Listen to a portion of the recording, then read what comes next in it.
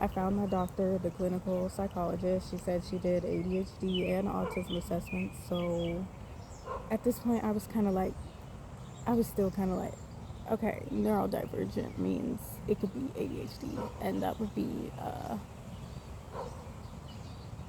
in my head that was like less severe, and I was seeing more people. It just seemed, I don't know,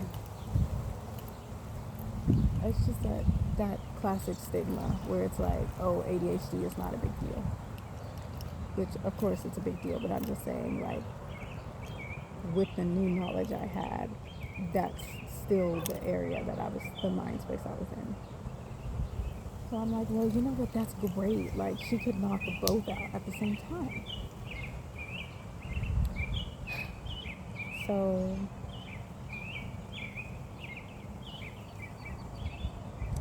I go to the appointments, and um, during the first appointment, she was skeptical, which I don't, now looking back, I don't know if this means she was a good doctor or a bad doctor that she was skeptical about the online test results. But at the time, I took it as she's a good doctor.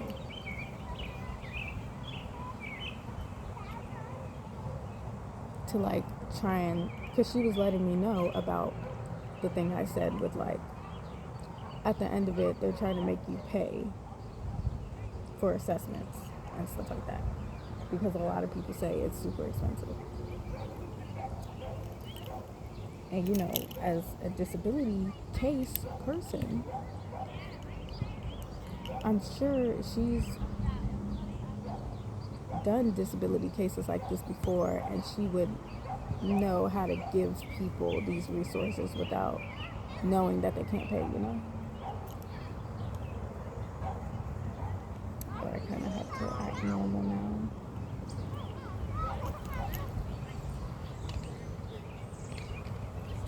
I can see the horizon, Mom.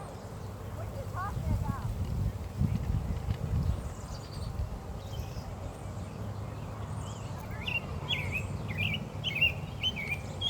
Let me just whisper.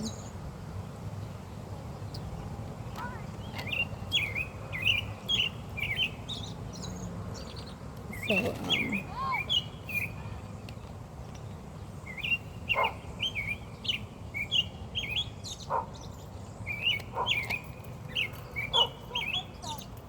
I'm just like, I'm sure that she knows how to provide these assessments, and she knows that people can't pay for them. So, like,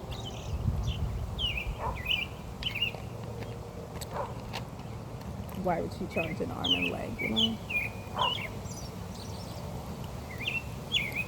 But, yeah, so, and I took, like, it was a full assessment, you know, like, when they make you take the ones that measure personality disorders too, and depression and anxiety and all those other things.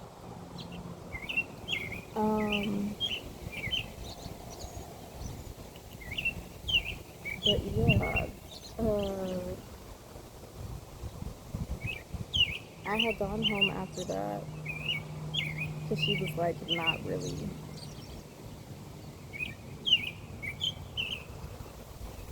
seeing it after the first session, let's say. But I had that PDF, and I had another quiz result, which was monotropism. And I showed her those two results because, like, those were the most comprehensive and they were the most disturbing to me, that bothered me the most.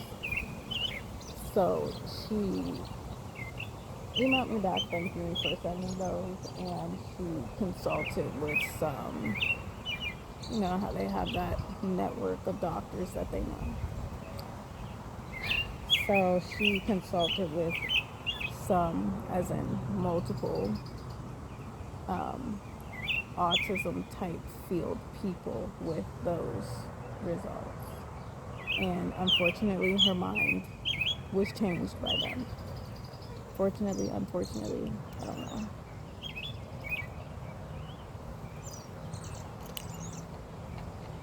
So,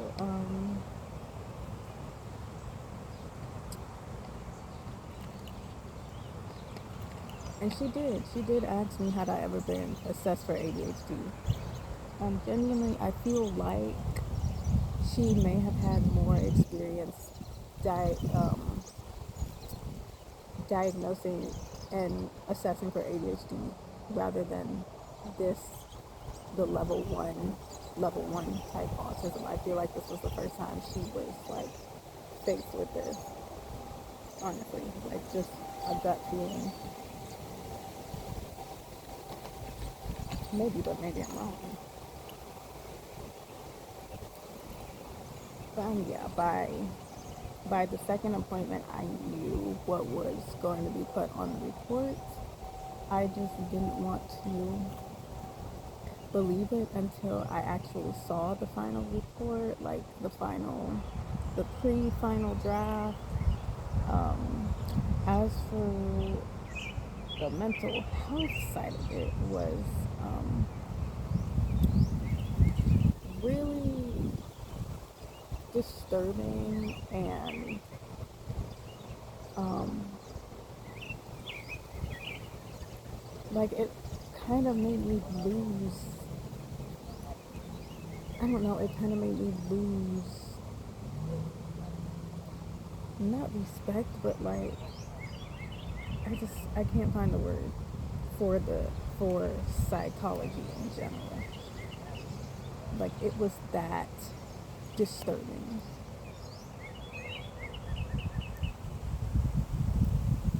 So, and I got my big freaking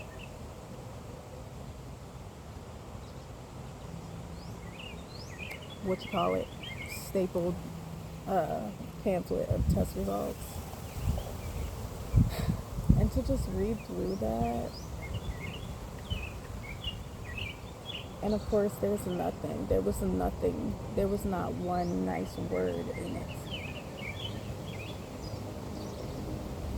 not one nice word. And on top of that, the one test, the famous test, MBTI, the one of the tests came back invalid, as in factitious disorder. Truly, truly, it came back that I was lying.